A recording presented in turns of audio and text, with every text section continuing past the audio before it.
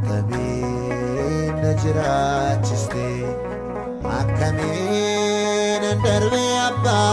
Maqaa Abbaa kan Ilmaa kan Hafuura Qulqulluu Waaqayyo tokko Amiin. Maqaa Abbaa kan Ilmaa kan Hafuura Qulqulluu Waaqayyo tokko Amiin.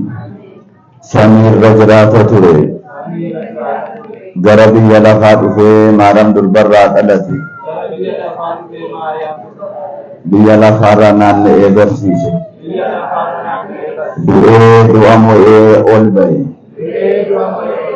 Murtoo salphaa kennuuf sichi dhufuudhaaf jira.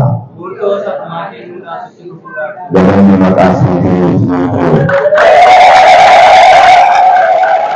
hundumaan dursu Waaqayyo gooftichi gooftotaa, Waaqayyo mootichi moototaa, Waaqayyo hundumaa qabu, hundumaa gochuu inni danda'u, dukkana sodaachisaa hobaa sana keessa jabaan jabummaa isaatiin, ogeessi ogummaa isaatiin, abbaan qabeenyaas qabeenyaa isaatiin keessa buluu kan hin dandeenye keessa nageenyaadhaan nu bulchee ifa gaarii kanas eenyu fiduu kan hin dandeenye nu laatee ifa kanatti fayyaa nagaa nu dabarseera. Maqaan Waaqayyo Waaqa abboolii keenyaa, maqaan Waaqayyo Waaqa haadholii keenyaa, maqaan Waaqayyo Waaqa jiraataa bara baraa, jaallatamtuu, kabajamtuu, hundaan ol kan taate haadha isaa dubaroo Maariyaam wajjin qulqulloota ergamoota isaa waa'ee isaa kan nu barsiisan marafaan waa'ee isaatiif jedhanii dhiiga isaanii akka galaanaatti kan dhangalaasan, kan lolaasanii, lafee isaanii akka qoraanitti kan cabsanii bobeessanii, turoota wareegamtoota isaa marafaan maqaan Waaqa keenyaa bara baraan kan sodaatameef kan galateeffamee haa ta'u. Kabajamoo abbaa keenyaa Qomoos Abbaa Toomaas bulchaa Dabrii guddicha kanaa, kabajamtoota abboota luboota Waaqayyo kan taatan, kabajamtoota tajaajilaan kan na fakkaatan obbolawwan koo, kabajamtoota caasaa garaagaraan ijaaramtanii hojii mana Waaqayyoo fudhatamtanii hojjechaa kan jirtan hunda, kabajamtoota sababa sagantaa karaa kan taatanii obboloota waldaa duukaa bu'ootaa hunda, kabajamtoota maanguddoota biyyaa abboolii harmoolii, kabajamtoota dargaggoota, kabajamtoota daa'imman hundumtinuu ijoolleen milkii keenyaa kan dubaroo Maariyaamii, jaalalleen ergamootaa, jaalalleen qulqullootaa, kan Waaqayyo abbaan keenya jaallatu hundumaa kan jaallattan, kan Waaqayyo abbaan keenya kabajees kan kabajan, mana galgalaa kanatti keenyaa hawa qulqulluudhaan waamamtanii mana isaa kana keessatti galaa qopheeffachuudhaaf kan argamtan hundi maqaa Waaqayyootiin akkam jirtanii. Ameen. Maqaan Waaqayyoo Waaqa abboolii keenyaa bara baraan lafa kana hanga samiitti, ba'aa biiftuu hanga lixa isheetti, kaabaatii immoo hanga kibbaatti uumama galateeffame nuuf haa ta'u. Akka jaalala Waaqayyootti barumsni ganama kana waliin barannu qarshii fudhatanii akkuma itti himan immoo taasisanii. Wangeela Maatewos boqonnaa 28 lakkoofsa 15 irraa ijoo jiru bu'uura godhannee waliin baranna. Kaayyoon barumsa kanaadhaa namni biyya lafaa kana keessa jiraatu, namoonni warri amantii hin qabne, namoonni warri qalbii hin qabne qarshiidhaaf jedhanii dhugaa akka jijjiiranii, qarshiidhaaf jedhanii uumaa isaanii akka gananii fi namoonni warri amantii qaban immoo qarshii caalaatti Waaqayyoon jaallatanii wanta gurguddaa warra hojjetan lamaan kana wal bira qabe kan nu barsiisudha. Egaa dhugaadhumatti barumsi kun barumsa ijoodha. Waa'ee du'aa ka'umsa gooftaa keenyaa wajjinis kan wal qabatudha. Egaa ijjiti isaa kanaa anaaf arraba koorra naaf taa'ee isa fagaate naaf dhiyeessee sababa kennoonaa keessee isiniif immoo lapheen hiriyaa qaban laphee keessan immoo isiniif banee Waaqayyo hunda keenya nu agarsiisu. Inni nu agarsiisu yaa Waaqayyo nu barsiisi jenna. Ameen. Waaqayyo anaan gaajjisee isiniin teessisee Waaqayyo nu agarsiisu. Qarshii fudhatanii yookaan maallaqa fudhatanii yookaan birrii fudhatanii akkuma itti himame taasisanii.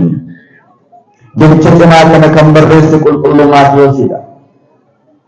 Kan kana godhan immoo loltoota baay'inni isaanii 400 kan ta'u hooggantoota olaanoo sabii wajjin awwaalcha gooftaa eeguudhaaf warroota ramadan kan dubbatanidha. Gara mata duree kanaatti dhufuudhaaf dursa dubbiin hundeedhaan yoo namatti himan namaaf gala waan ta'eef teellaatti deebi'een hundee narraa kaasee ijoo dubbii kanaa isinitti himee gara mata duree kootti isin fida. Dhugaa kanatti Waaqayyo gaafa tokko jedhee waa uumuu jalqabuu gaafa sanbata guddaa uume. Gaafa sanbata guddaadhaa kaasee haga jimaataatti gosaan wantoota 22 ta'an uume. Wantoota 22 ta'an kana waggaa uumu immoo bifa sadiidhaan uume. Callisuudhaan, ajajaan, harka isaatiin uume. Callisuutiin kan inni uume ergamoota ture. Ajajaan kan inni uume samiif lafa ture. Harka isaatiin kan inni tolche immoo nama ture. Kanaaf namni uumama gosaan 22 ta'an dachee lafaa kanarratti samiif lafarratti uumaman hundaa keessaa uumama addaaf uumama kabajamaadha. Nama kanas Waaqayyo gaafa uumu bifa isaatiin fakkeenya isaatiin uume. Iddoo namni kun itti uumames Eldaa yookaan Qaraanoo jedhama. Gaafa guyyaa 40ffaa mucummaadhaaf dhiibu haadhi bara baraan jiraatuudhaaf gara Gannata Edenitti geesse. Gannata Eden kana keessaa namni jalqabaa kun Addaam dhaqee guyyaa 7 jiraachuu eegale. Ammoo Waaqayyo namni qofaasaa jiraachuun gaariin jedhee gaafa guyyaa 7ffaa isaatti cinaacha isaa bitaa keessaa lafa tokko luqqisee lafa gaafa Addaamiin itti tolchetti geessee gaafa guyyaa 80ffaa isheedhaafis mucummaa laatee jireenya laatee ayyaana laatee haduu tulliti bara baraan haa jiraattuudhaaf gara Addaamitti geesse. Addaamis yeroo kana baay'ee gammade kunoo amma reefuu naaf ta'e jedhe. Fakkaatti koon argadhee qaama koon argadhee jedhe. Maqaan ishees Hawaana jedhamtu jedhee itti moggaase. Matsaafa Kufaalee boqonnaa 4 lakkoofsa 8 irraa kaasnee kan arguu dandeenya. Haaluma kanaan Addaamis Hawaan ayyaana Waaqayyoon guutamanii yaaddoof yaaddessaa tokko malee dheebochuudhaaf deebii tokko malee ayyaana Waaqayyoo isaan uffatame irraan dhume Gannata Eden keessa waggaa 7 fi ji'a 1 fi guyyaa 17 jiraatan. Guyyaa kana booda garuu seexanni amajaajili foon bofaa uffatee afaan bofaan dhaqee taasa'ee ajaja Waaqayyo isaaniin ajaje. Ajaja Waaqayyo kana eegaa waggaan ammas hin jedhe kan turan kana akka isaan ajaja kana cabsan taasise. Addaam Gannata keessaa ni ari'ate. Addaam qullaa ta'e. Addaam ni salphate. Waggaa kana aaree raatee gargaartotaaf kan kennamte Hawaan kana lolee duraaree. Yommuu kana ergamaan Waaqayyo qulqullichi Gabri'eel gara Addaamitti ergamee Addaam araarsituu kee borii kanaa dhaqii barbaade biratti deebisi. Isheedhaan bor Waaqayyotti araaramtaa jedhe. Isheedhaan bor Gannatatti deebitaa jedhe. Kun araarsituu koo maaliiti rakkistuu kooti malee jedhe. Egaa immoo ishee ofitti hin deebistu yoo ta'e ofumaan dhamayin ofumaan rakkatin namni halloo qabatee jilbaan kadhatee Waaqayyoon hin dhageessisu gaafa jedhu ammoo naqee barbaadee fide. Addaamiif Hawaan Gannata keessaa erga ba'anii booda waggaa 100 bu'anii waggaa 100 gadarfamanii gidirfamanii cinqamanii rakkatanii waggaa 100 boodagaa Waaqayyo gadda namaa kan hin ilaalle kan hin callisne yaaddaan hin gaddin hin boo'in guyyaa 5 walakkaatti dhala keerra dhaladheen dhufee si fayyisa jedhee waadaa seen Matsaafa Qaleemንጦስ irratti barraa'ee akka jiru. Guyyaa 5 walakkaa jechuun akka lakkoofsa Waaqayyootti ture. Akka lakkoofsa koof kan keessanitti garuu waggaa 5,500 booda jechaadha. Waggaa 5,500 booda akka namaatti dhaladhee karaa adda biraa godaanee godaansa keerraa si deebisa. Beela'ee dheebuun si mudate kanarraa addunyaa si bayyaannachiisa. Qullaa ta'ee kananii qullaa kee kafanatti siif godha. Fannootti fannifamee du'ee awwaalameen du'aa ka'ee si fayyisa jedhee waadaa seene. Akkuma jedhee abdachiise kanagaa Waaqayyoon dhugaan dubbii isaa namaa ta'e gaafa yeroon isaa ga'u Maariyaam durba filate. Maariyaam durbarraan ni dhalate. Bifa adda ta'een dhalate ni beektu. Ni godaane. Ni cubame. Ni xoome. Gaafa jimaataadhaa fannoo qaraaniyoo irratti fannifame. Qaraaniyoon jedhamtu kun addunyaa kanaaf walakkeessaadha. Akkuma Daawit faarsaa isaa faarsaa 73 yookaan 74 lakkoofsa 12 irratti Waaqayyo durumaan dursee mootummaa addunyaa kanaati. Mootii addunyaa kana uumeedha. Inni addunyaa kanaaf walakkaa iddoo taatetti dhala namaadhaaf qoricha tolchee qoricha kaa'ee akka waje qoricha inni jedhamu ofii isaati. Daawit fagootti argeeraaji.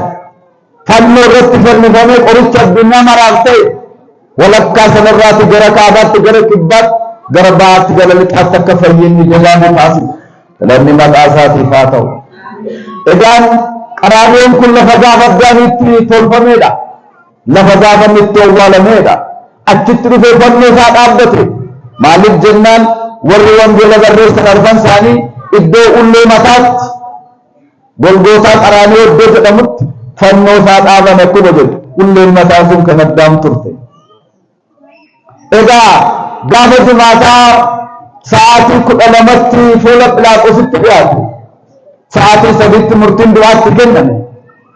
Maaliif jennaan kaasaa addaam sana kaffaluudhaaf jecha du'a addaamiif ijoollee isaa irratti mee sanarraa nurraa du'a isaaf balleessuudhaaf jecha salphina salphanne sana salphatee salphina sanarraa kabajanii kennuudhaaf jecha Waaqayyoon nu dureessi hundaa qabu nu warra iyyoome sana dureessa nu taasisuudhaaf jecha qulqulluun Phaawulos ergaa isaa warra Qorontosiidhaaf erge isa lammaffaa boqonnaa 8 gubbaa irratti inni dureessi suni nu warra hiyyeessa taane kana sooressa nu taasisuudhaaf jedhe hiyyeessa ta'e akkuma jedhe kana gochuudhaaf gaafa sadiidhaa Waaqayyo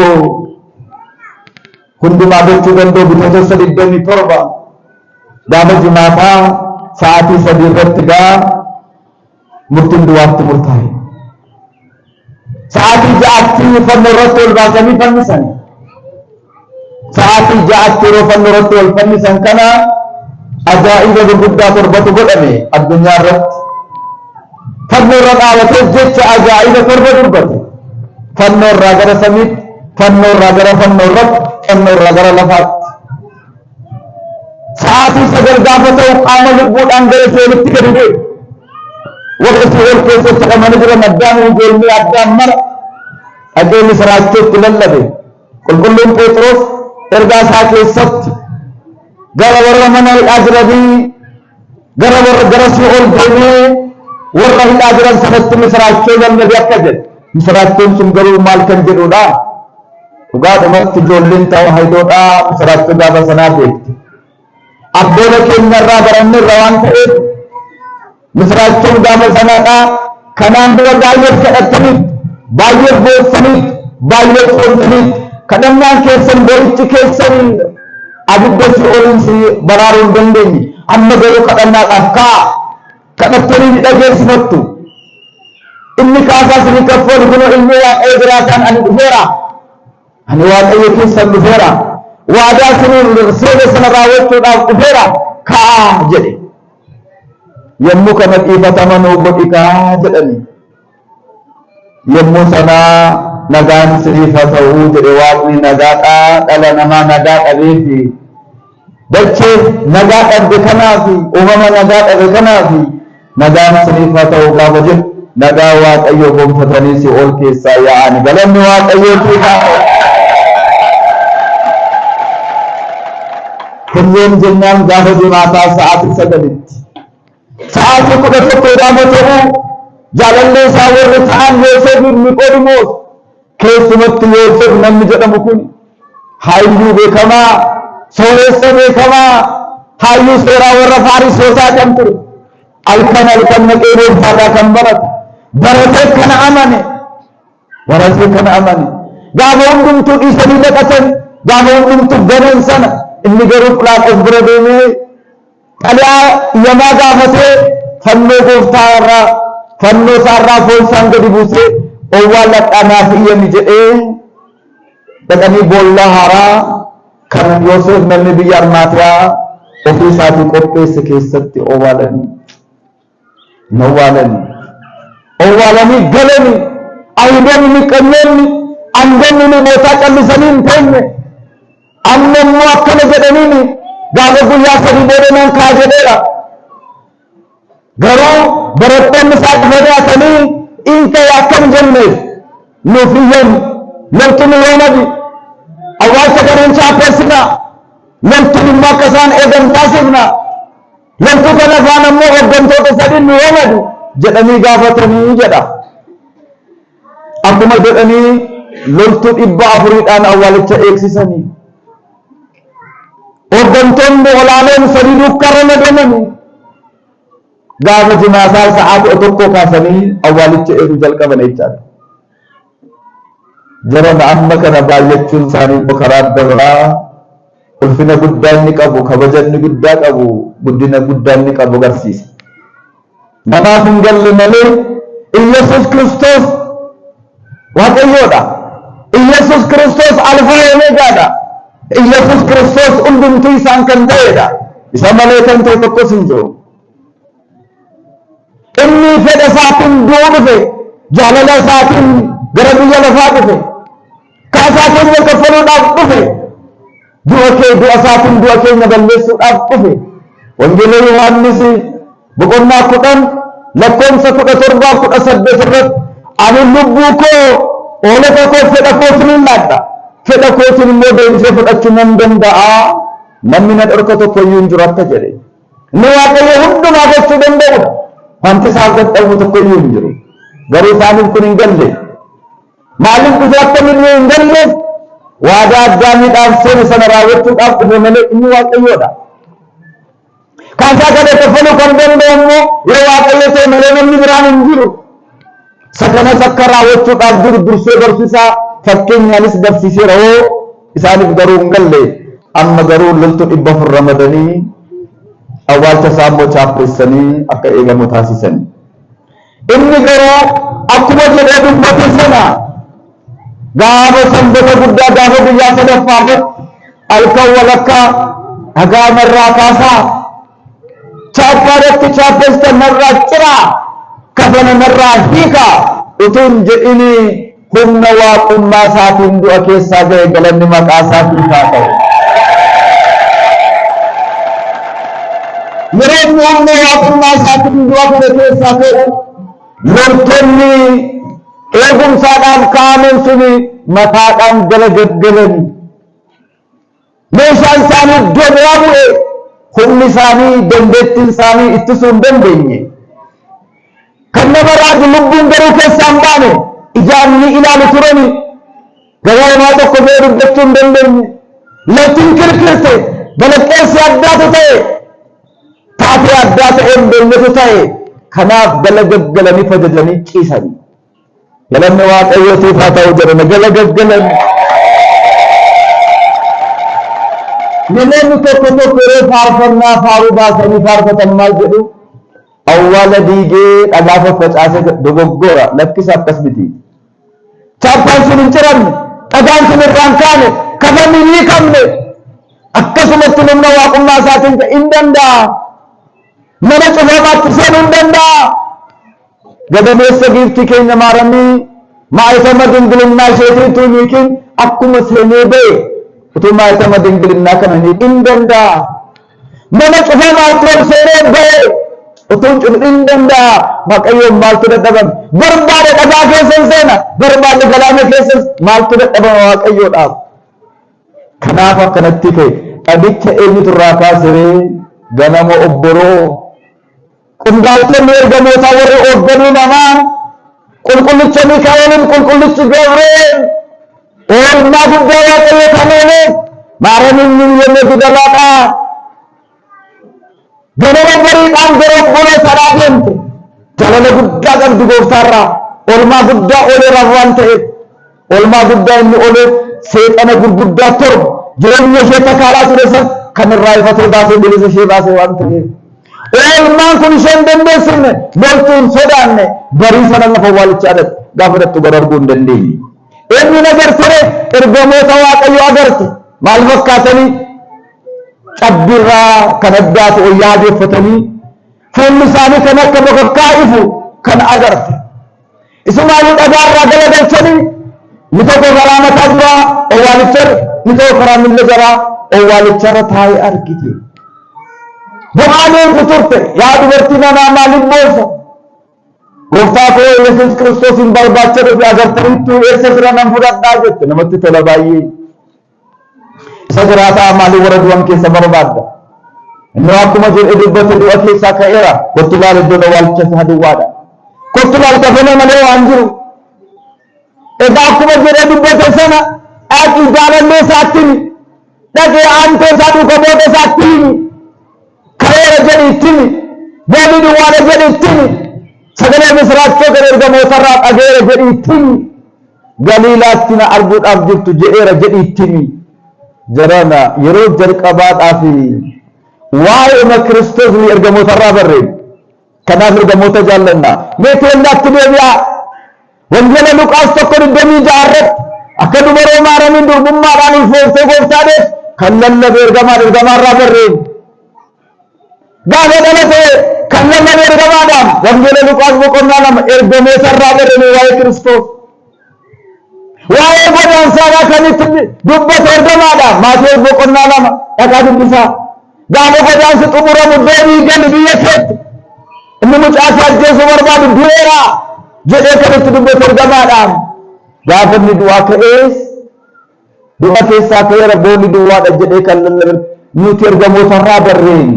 Ergamoonni barsiisota keenyaaf waa'ee kiristinnaa keessatti waa'ee Kiristoos keessatti ergamoonni qixxee olaanaa qabu. Kanaaf nuti kan isaaniif kabaja addaa laannu kanaaf guyyaa baatii ji'a isaanii kan yaadannu kan zakkarru kanaaf na gargaari kan jennu kanaaf kana qofaa seetaniire amma gaafi jaadhaa ergatiidha. Gaafa inni ol ba'es tajaajilanii maaliif dhaabattanii ilaaltu? Utuma ilaaltanii ol ba'e kun utuu isin ilaaltanii deebi'ee dhufuudhaaf jira jedhee ol ba'uusaa akka lallabees ergamootaaf hojii ergamoota 9 waa'een ergamootaa cimaadha jalala jireenya kiristaanummaa keessatti warri jibban garuu maaliif jibbanii? Warri hin jaallanne garuu maaliitiifi? Warri hin kabajne garuu maaliitiifi? Waan hubannaa dhabaniif Waaqayyo hubannaa isaaniif laatu jedha. Isin garuu warri dhageessan dubbii kana jabeessaa qabadha.